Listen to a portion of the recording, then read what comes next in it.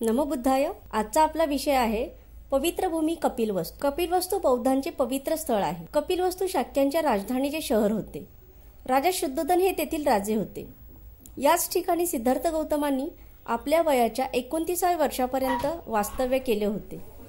तेच पुढे बुद्ध झाले. सिद्धार्थ गौतमाने 6 वर्ष कठीण तपस्या करून बुद्धत्व प्राप्त केले होते. जेव्हा भगवान बुद्ध कपिलवस्तूला बुद्धत्व प्राप्तीनंतर आले होते तेव्हा त्यांच्या माता पित्याला व कपिलवस्तूमधील सर्वांनाच खूप आनंद झाला होता.